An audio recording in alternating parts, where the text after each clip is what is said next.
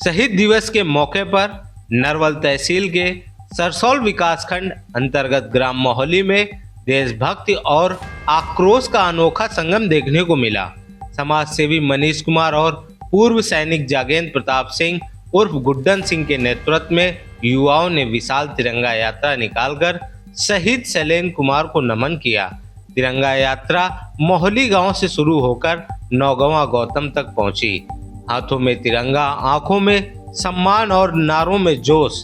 भारत माता की जय, शहीद शैलेंद्र अमर रहे से पूरा इलाका गूंज उठा। यात्रा के समापन पर सभी लोग नौगवां गौतम स्थित शहीद शैलेंद्र कुमार के स्मृति स्थल पर एकत्र हुए और भावभीनी श्रद्धांजलि अर्पित की।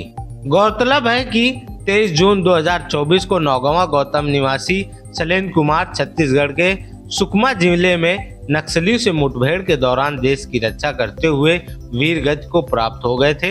उनकी शहादत पर पूरा क्षेत्र गर्व करता है, लेकिन सवाल यह है कि सरकारी सम्मान कब मिलेगा। श्रद्धांजलि कार्यक्रम के दौरान शहीद की मां बिजमा देवी और भाई नीरज कुमार भावुक हो उठे।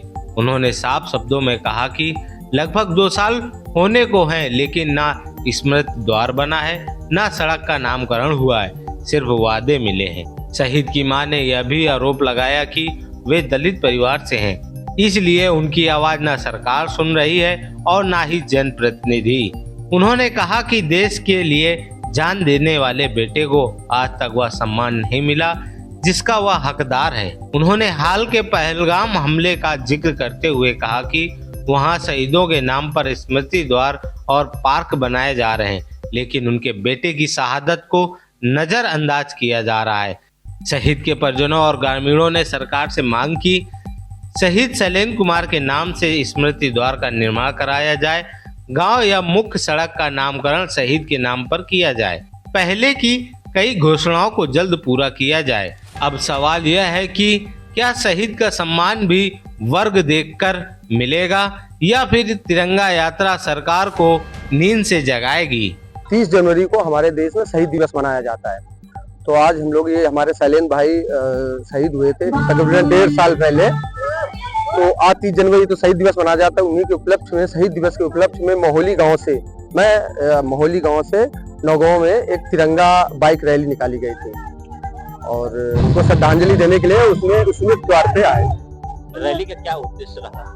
रैली का उद्देश्य ये था कि आज 30 जनवरी शहीदों का दिन है और मैं युवाओं से कहना चाहता हूँ कि हर जगह युवा जाते हैं, हर फंक्शन में जहाँ उल्टा सीधा काम होते हैं वहाँ पहुँचते हैं, लेकिन एक जब शहीद होता है उस दिन का एक अलग ही दिन होता है। जैसे 30 जनवरी एक अलग हमारे दिल में होना चाहिए, जैसे 15 अगस्त 26 जनवरी होती है, वैसे 30 जनवरी को एक दिन एक उत्साह की तरह मनाया जाना चाहिए। मेरा नाम गोविंद सिंह गुरुजी है। मैं गुरुजी कैरियर क्लासेस एंड लाइब्रेरी का संचालक हूँ।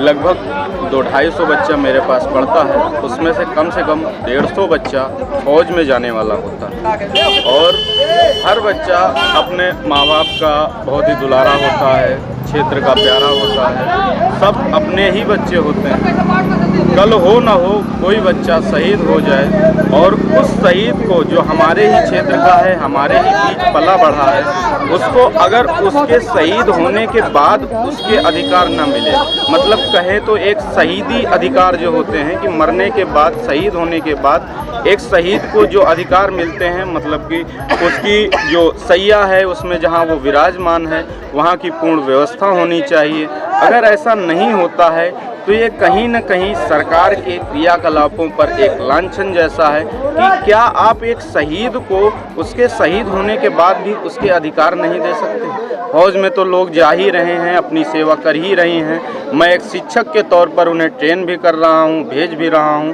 फौज के लिए उत्साहित कर रहा हूँ, लेकिन कहीं न कहीं ये देखकर, उनके माँ बाप को देखकर आंखें नम हो जाती हैं जब एक बूढ़ी माँ अपने बच्चे के अधिकारों के लिए सिर्फ खड़ी दिखती है, उसके पास कोई खड़ा नहीं होता।